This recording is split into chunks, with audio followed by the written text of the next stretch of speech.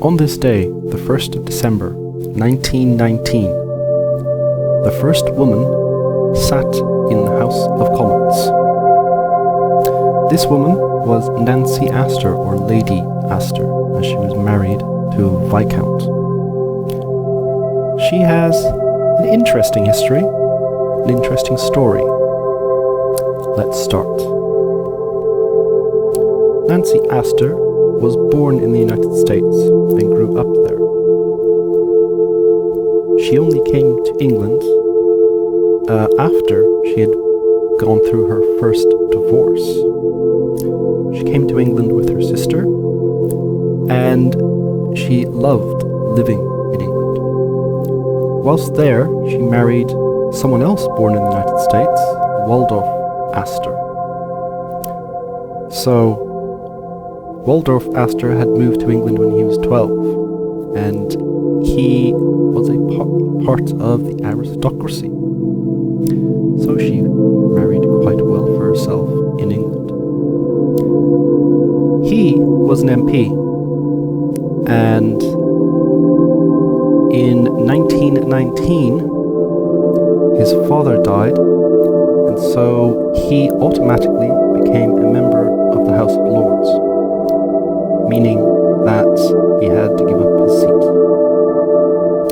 Nancy, who had never really been involved in politics, not properly, and had not been a suffragette or called for the right for women to vote, decided to stand in his seat in the by-election. She won that by-election on the 28th of November, and on the 1st of December, she took up that seat. Now, her being a lady, she was a little bit out of touch, didn't really understand much about politics, and had some very strange views, even for the time. She was an anti-Catholic, didn't like Catholics at all, didn't like Jews either, although that was a bit more of the time. During the 1930s, she showed admiration for what was happening in Germany and Italy, and she even spoke out in support of it.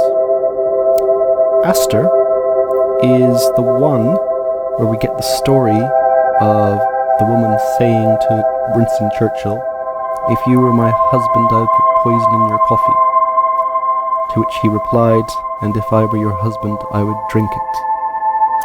It seems they had a bit of an interesting friendship. Maybe not exactly friendship, maybe repartee in the House of Commons and outside. But I don't think they disliked each other as much as that story would tell you. But they were obviously on different sides during the 1930s. She being an admirer of Hitler, and Churchill being a vocal opponent of it. Her being an anti-Semite, and he not being an anti-Semite. So, Nancy Astor never achieved high office. She was called by various Labour MPs during the 30s the member for Berlin, which is a very good way of insulting her. And after the 1935 general election, the Second World War broke out, obviously, in 1939, so there was no election in 1940, which meant that Parliament sat for 10 years. By the time the war had ended, she had been proven wrong on many of her positions, and many of her positions were now embarrassing. So she was convinced by friends and family to step down and not to stand for election again in 1945.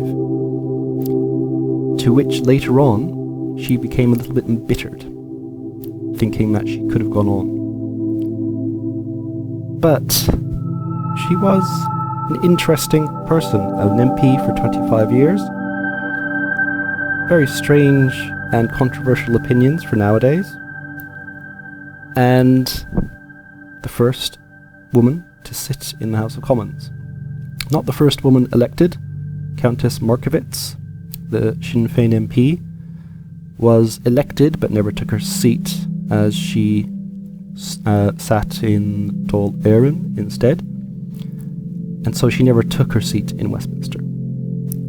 So a couple of months later, Nancy Astor was elected and became the first woman to actually sit in the House of Commons. Later on, it's said that she became friends with other women coming into the House of Commons, even at one time suggesting that they should have a women's party, which kind of, I think, tells you about the seriousness of her views. It seems more like that she enjoyed being in the limelight. She enjoyed having a certain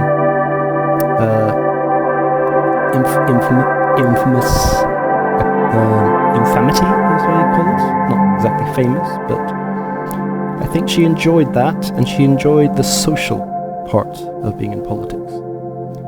As I said, she never attained high office, never really did anything legislatively that seemed to matter. But her one claim to fame is she was the first woman to sit on the green benches. So on this day, the 1st of December, 1919, Lady Astor became the first woman in the House of Commons. If you like these videos, come back for more tomorrow. Like, subscribe, and comment.